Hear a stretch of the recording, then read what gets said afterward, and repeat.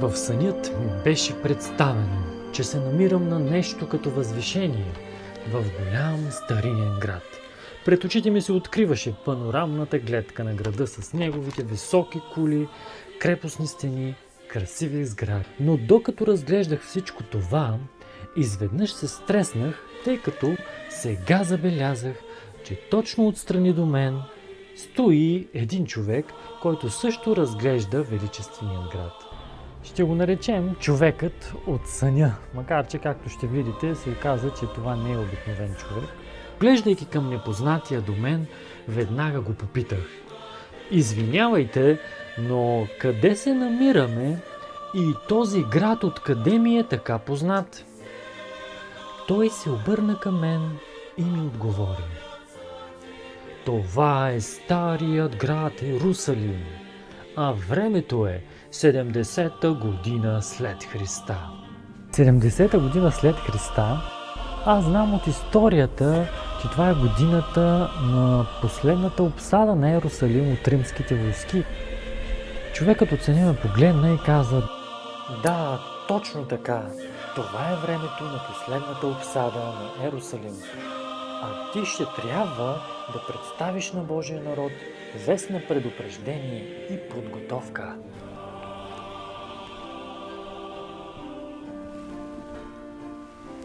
Ехо, събудете се! Пропуснахме въведението. Казвам се Емил и имам удоволствието да ви представя един интересен сън, който имах неотдавна. На 39 години съм и съм общо взето от обикновената средна класа на обществото. Но това, което е по-отличително за мен, е, че произлизам от християнско семейство и още от рождението съм възпитаван да поставям добродетелите и вярата в Бога като основни приоритети в живота ми. Но и нещо повече, семейството ми е представител на четвърто-пето поколение, генерация назад във времето, които спазват 10-те Божии заповеди в техният оригинален вид, така както са написани в Библията. И тъй като ще говорим за сън, трябва да отбележа, че по принцип не съм от тези типове хора на сънищата, които често сънуват. Много рядко имам някакъв сън, дори от така наречените естествени сънища. И ако ме попитате, кои неща ме убедиха, че този сън не е случайен и че е добре да го сподели с други хора, от една страна трябва да кажа, тъй като и от ранно детство имам опит в изучаването на библейските писания, трябва да спомена пророчеството в книгата на Йоел, където се казва, че в последните времена Бог ще използва пророчески сънища, чрез които ще дава различни вести на народа си. Също така сънят е свързан с едно историческо събитие – обсадата на Йерусалим от 70-та година след Христа. А историята за тази обсада заема специално място в пророчествата на Библията за последните времена. Тези пророчества посочват, че в края на времето, точно преди настъпването на Божието царство, ще има един труден период и характеристиките на този период ще бъдат много подобни на историческата обсада на Йерусалим, станала през 70-та година. И искам да обърнем внимание и на думите, с които е представено това пророчество за обсадата. „Когато видите мерзостта на запустението да стои на святото място“. Нека да запомним тези думи, тъй като ще ни трябват малко по-късно в историята на съня.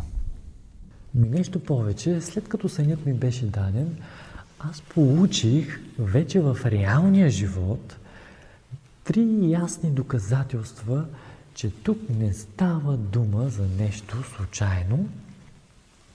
И след като чуем първо историята на съня, аз ще ви представя и тези знаци за мен. Те също са доста интересни, защото много рядко се случва човек да сънува даден сън и след това той да се появи в реалния живот. И така, затегнете коланите, защото се връщаме отново в историята на съня.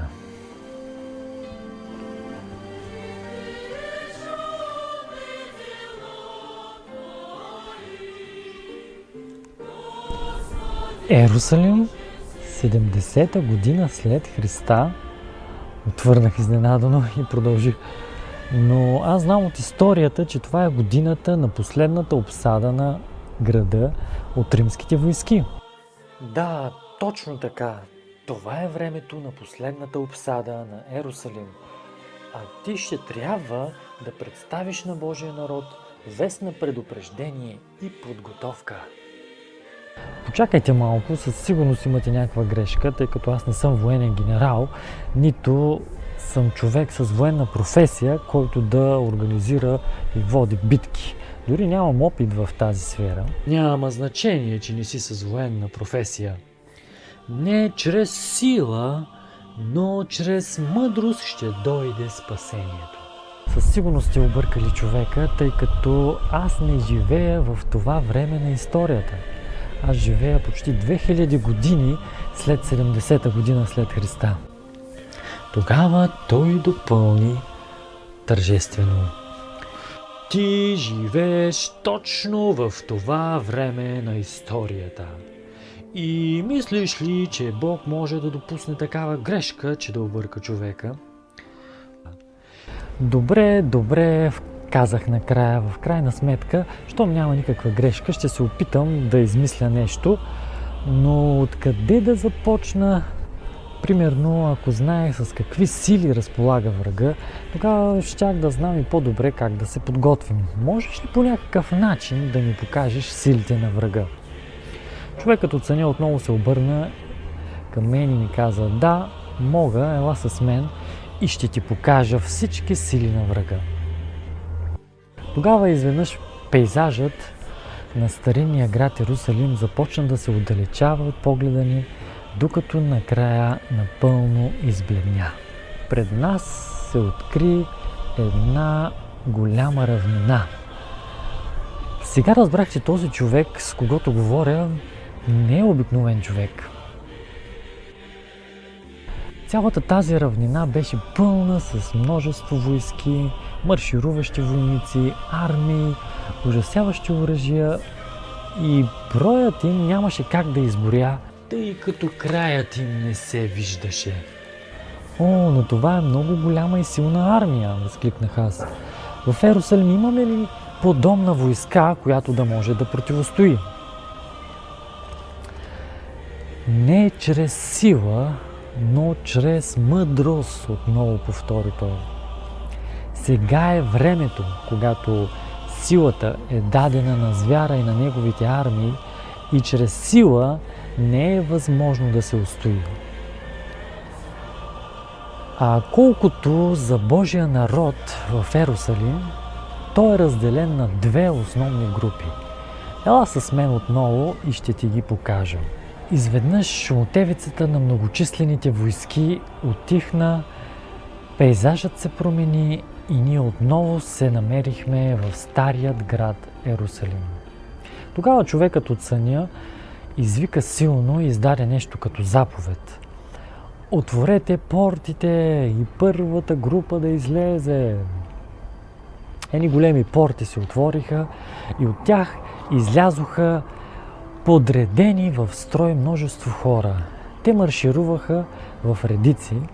В началото си помислих, че това са някакви специални военни части за бързо реагиране, но съвсем друга се оказа реалността, когато първите редици започнаха да минават близо покрай нас. Това бяха напълно нормални хора. Всеки държеше в ръцете си Библия и докато вървеше, гледаше към небето и казваше нещо подобно: О, Господи, който си на небесата, виждаме, че последните времена настават и загиваме.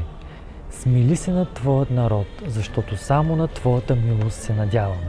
Докато ги наблюдавах, човекът от съня до мен ми каза: Първата група, това са хората на молитвата от Божия народ.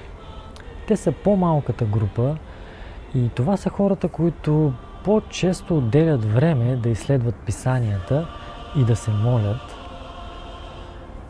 И тези хора разбират времето, в което живеят, но те си казват, ние с нищо не можем да променим световните събития, единствено, което можем да правим е да се молим и това и правят. Но нали молитвата е нещо особено важно във време като това, допълних аз. Да, молитвата е важна, отговори той, но не е достатъчна. Всеки един е нужно да се подготви практически и ако не го направи, той също ще стане жертва на обсадата. Добре, отговорих аз, може ли сега да ми покажеш и втората група, която се намира в Йерусалим? Втората група е по-многобройна и всички от нея са събрани на централния площад в Йерусалим. Ела с мен и ще ги видиш. Тогава изведнъж ние се намерихме на един голям площад в центъра на града, където имаше събрано много голямо множество хора. Това, което ми направи впечатление, е, че на този площад бяха поставени множество маси, около които се бяха групирали хората. Всички хора около тези маси дискутираха някакви неща, но изглеждаха ведри, усмихнати и щастливи. Съвсем различна обстановка от първата група, която току-що бяхме видяли на молещите се хора. Тогава се обърнах към човека, който беше до мен оценя и го попитах. Изглежда ми, че всички са се събрали тук да обсъждат наближаващата обсада на Йерусалим, но не мога да разбера защо всички изглеждат толкова радостни и щастливи и усмихнати, все едно са на някакво тържество или празник. За жалост тези хора дори не осъзнават, че последната обсада приближава и че ще се случи в тяхното време. Ела с мен сега да се разходим и да минем между масите и ще разбереш какво правят всички тук. И така ние тръгнахме да вървим навътре между масите, оглеждайки се и заслушвайки се отблизо какво хората обсъждат.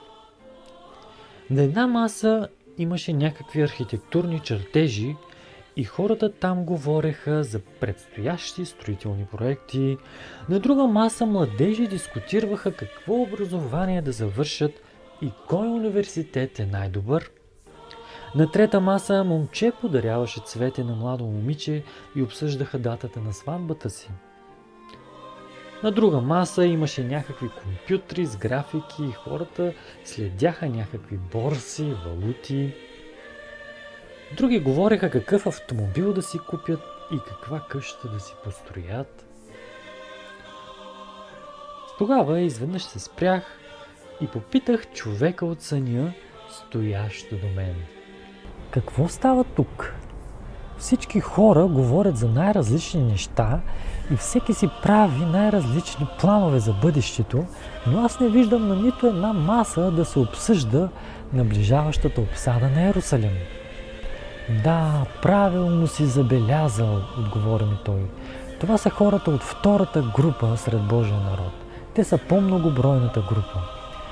Те също подготвят характерите си за Божието царство, но отделят по-малко време за изучаване на свещените писания и за молитва. За разлика от първата група, която видя преди малко. И по този начин не могат да разпознаят опасностите на времето, в което живеят. Те си казват: кризи винаги са идвали и са отминавали, но от нас се очаква да правим най-доброто, на което сме способни. Живота си продължава и ние ще планираме и ще се развиваме до последно, а когато последните времена настанат, Бог си има грижата как да ни преведе през тях. За момент го прекъснах и добавих: Но ние видяхме как наближаващите армии се групират и подготвят. Не е възможно никой в този град да не знае за приближаващата обсада. Къде са лидерите и управниците на тези хора? Със сигурност те ще знаят за приближаващата се обсада. Тогава човекът от съня ми отговори: да, има много управници с най-различни постове и отговорности и те всички са събрани на голямата сцена в средата на площада. Там те свирят на най-различни музикални инструменти, така че всички хора по масите да се чувстват удобно и комфортно на фона на приятна музика. На музикални инструменти ли свирят? Отговорях аз. Не е възможно във време като това. Заведи ме при тях, за да разговаряме. Тогава ние продължихме да вървим напред между масите, докато наистина изведнъж пред нас се откри една голяма сцена, на която също имаше множество хора, които наистина свириха на най-различни музикални инструменти. Във въздуха се носеше една приятна и нежна музика. Тогава се приближих до един от лидерите и го заговорих, казвайки: как можете да свирите на музикални инструменти във време като това, когато последната обсада на Йерусалим наближава? Човекът от сцената ме погледна, усмихна се и след това отново обърна погледа си и продължи да се свири.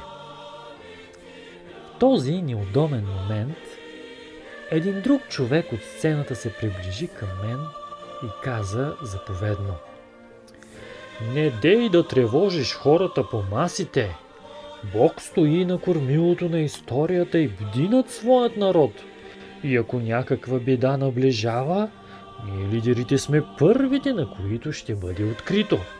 Тогава аз се обърнах към човекът от съня, който стоеше до мен и слушаше безмълвно разговорът ми с лидерите. Попитах го какво ще стане с плановете и мечтите на всички тези хора, когато последната обсада настане. Всичко ще бъде суета и ще се изпари в един миг. Когато обсадата настане, тогава всеки един ще мисли само за това как да спаси живота си. Но ще е вече късно. Само тези, които са се подготвили предварително за обсадата, само те ще успеят да избегнат унищожителната сила на врага. Вътрешно напрегнат, отново го попитах: но преди малко споменахте, че на Божия народ трябва да се предаде вест на предупреждение и подготовка. Какво мога аз тогава да направя, когато не виждам дори нито един да се подготвя за предстоящата обсада? Човекът от съня ме погледна, усмихна се и каза своите последни думи в историята на съня. Ти знаеш какво да направиш. Ти знаеш. Тогава аз се качих на голямата сцена. Музиката отведнъж спря. Хората по масите също притихнаха и обърнаха погледите си към сцената. Тогава аз започнах да викам със силен глас: няма подготвен нито един! Няма подготвен нито един! И както в приключенските истории често се случва те да свършват на най-интересното, така и тук сънят приключи.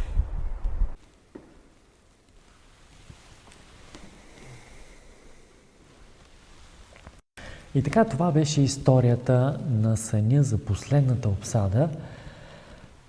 Щеше да е хубаво, ако имаше още малко продължение, за да видим какъв щеше да е крайният изход от тази история, но за радост продължение въпреки това има, и то е даже дори още по-интересно, тъй като се случи в реалния живот. Сънят за последната обсада на Йерусалим се появи На 8 октомври 2021 година денят беше петък вечер срещу събота. Още на същата сутрин, след като се събудих, това беше вече в събота сутринта, 9 октомври, още си седях дори в леглото и бях в недоумение каква беше тази история, този сън. Изведнъж телефона ми звъни и аз вдигам и казвам: ало, добро утро. От другата страна ми се обажда един човек и казва: добро утро, Емил, извинявай, че те будим толкова рано, но така се стекоха обстоятелствата, че днес трябваше да направим една библейска презентация, но няма да можем да я представим, затова се обръщаме към тебе, ако можеш ти да представиш нещо, тъй като ще има събрание. Аз казах: защо ми казвате толкова късно, аз не съм подготвен. Те ми казват: не, да, съжаляваме, но ние сме сигурни, че ти ще измислиш нещо, ще се справиш с задачата. И аз казах: добре, ще се пробвам да измисля нещо. След като приключихме разговора по телефона, веднага се замислих върху думите: ти трябва да представиш презентация, добре, ще измисля нещо. Малко ми заприлича на разговора с човека от съня, тъй като и той каза, че трябва да представя вест, и аз казах: добре, ще измисля нещо. Дали Бог не иска да представя съня на тази презентация? Но си казах, с този сън после ще мисля за него. Какво да измисля сега за тази презентация? В крайна сметка реших, че ще пусна една видеопрезентация от интернет, от YouTube, тъй като там вече е всичко готово, направено. Отворих веднага компютъра си, YouTube браузъра, там ми се подредиха много презентации една под друга, но първата от тях, най-новата презентация, която беше публикувана, веднага привлече вниманието ми, тъй като беше озаглавена с думите: когато мерзостта стои на святото място. Но, както споменахме преди малко, това са точно думите от Библията за пророчеството за обсадата на Йерусалим. Веднага насочих показалеца, индекса, да отворя тази видеопрезентация и изведнъж на екрана се появи една снимка, която ме шокира. Когато я погледнах, останах наистина доста изненадан. Всъщност, това е една от най-разпространените картини, свързани с историческата обсада на Йерусалим. И както виждате, дори авторът на тази презентация в горния ъгъл е поставил с големи цифри годината, когато тази обсада е станала, 70-та година след Христа, обсадата на Йерусалим. И така стоях и наблюдавах тази картина и си мислих, да не би да продължа да сънувам 70-та година, обсадата на Йерусалим.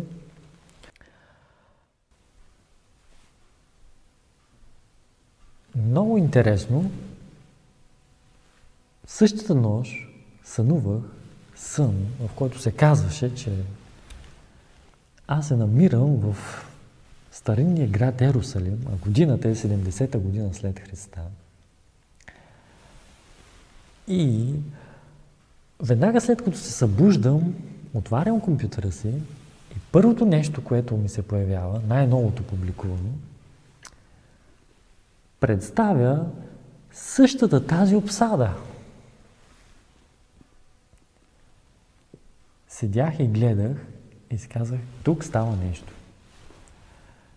И аз мисля, че знам кой е замесен в тази работа. Няма как това да се случи, просто е така случайно.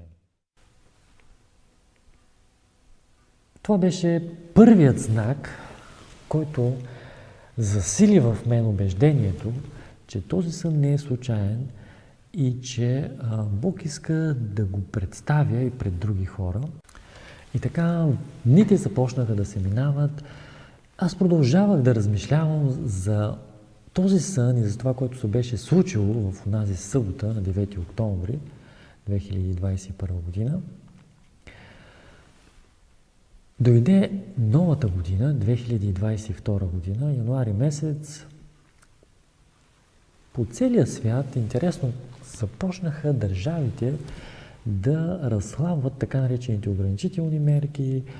Нямаше вече нужда от зелени сертификати, от тестове за пътувания. Като че ли пред всички се очертаваше една щастлива, мирна, изпълнена с много туристически пътувания година. И имайки предвид това, се замислях и за историята на съня, който имах и си казвах, като че ли историята за обсадата не си пасва много на приятно очертаващата се нова година, която ни очаква.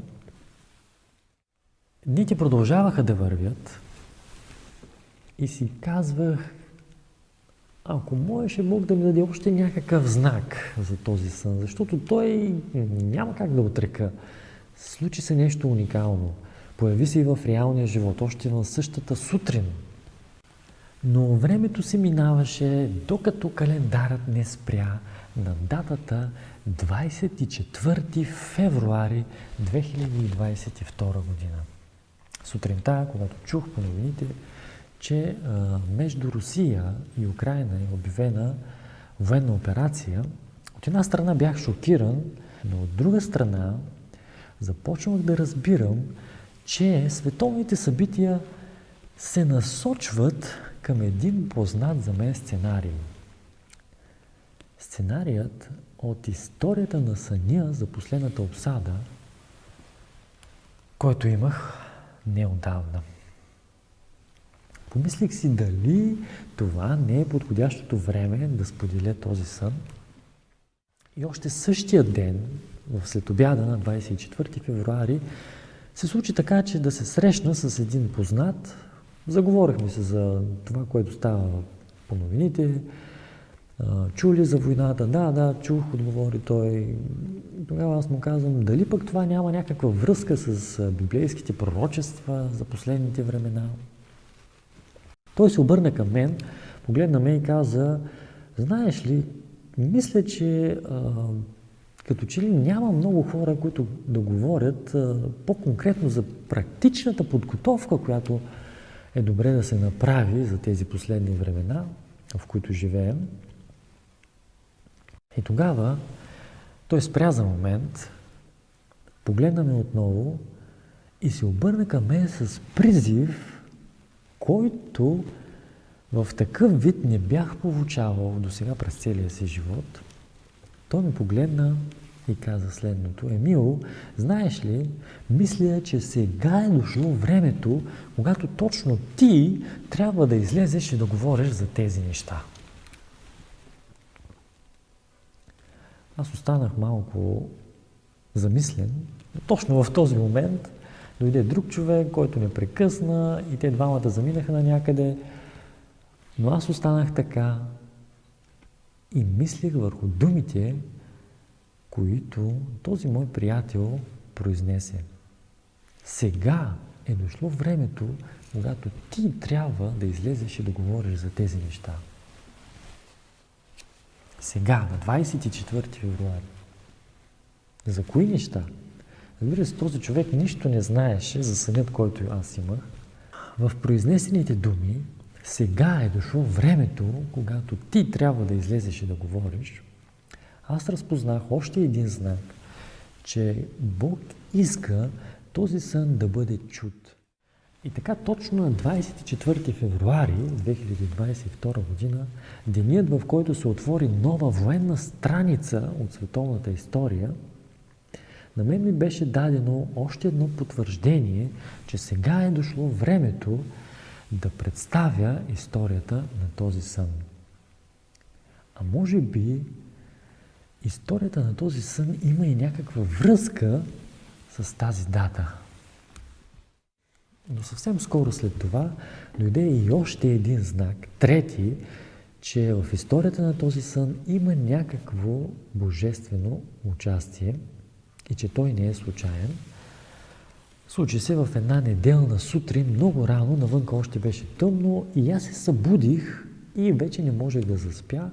И докато си мислех какво да направя, как да използвам времето, реших, че това е подходящото време да скицирам основните моменти от предстоящата видеопрезентация за историята на съня. И така взех няколко копирни бели листа, ето такива, и един химикал и излязох от стаята, затворих тихо вратата след себе си и седнах на футьойла, който беше на един диван, който беше в коридора. Но веднага се сетих, че аз взех листи, взех и химикал, но забравих да взема някаква твърда книга или тетрадка, учебник, нещо, на което да подложа тези копирни листи. Нямаше как да пиша. Трябваше ми нещо да подложа и си казах, сега ако се върна отново в стаята, със сигурност ще събудя и другите. Седях на дивана и си мислих откъде да взема нещо за подлагане. И точно в този момент забелязах, че до мен на дивана, където седя, имаше някаква книга. Някой беше забравил някаква книга там. Веднага я взех в ръцете си и я погледнах. Ето тази книга беше.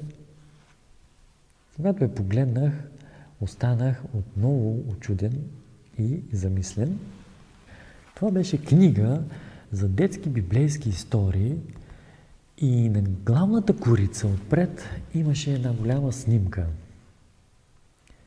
На нея е показано снимката от сънят на Яков, който сънува стълбата с слизащите и качващите се ангели по нея и Бог, който стои отгоре. Много интересно, на мен ми трябваше книга за подложка за листите, на които щях да пиша, сънят, който имах за последната обсада на Йерусалим, а някой, и ние знаем кой е този някой, вече беше направил така, че точно на мястото, където щях да седна онази сутрин, едно дете да си забрави една от своите книги, и то точно тази с картина, показваща също сън. И то не какъв да е сън, а сънят на Яков от Библията. Сънят на Яков с стълбата, ангелите и Бог, който стои най-отгоре и произнася уверението. Аз съм с теб, където отиваш в това пътуване. Точно от това уверение се нуждаеше най-много Яков в началото на това свое пътуване. Точно от това уверение се нуждаех и аз в онази ранна утрин, когато щях да поставя началото на пътуването на сънят за последната обсада. И Бог се погрижи това уверение да го получа чрез тази книга, която едно дете си беше забравило точно на мястото, където щях да седна. Разглеждайки тази картина, в онзи момент още по-ясно разбрах, че Божието присъствие и благословение стои в пътуването на сънят за последната обсада, така както стои и в пътуването на Яков. Пътуването на Яков, в което той получи своето ново име Израел. Пътуване, в което се появиха 12-те Израилеви племена и на световната сцена се появи един нов народ. Народ, който през всички бъдещи векове щеше да бъде носител на Божият завет и закон. Народ, в който щеше да се появи и Месия, който щеше да донесе благословение на всички народи по земята. Сънят на Яков всъщност представлява божественото начало на пътуването на Божия народ. И така, аз взех тази книга със сънят на Яков, поставих своите листи отгоре и започнах да пиша сънят, който имах за последната обсада на Йерусалим. Сънят, който всъщност говори за последното пътуване на Божия народ. И така, това бяха тези три основни момента, знаци и доказателства, които ми помогнаха и ми убедиха в това, че сънят за последната обсада на Йерусалим не е случайен и че Бог стои за това пътуване на съня.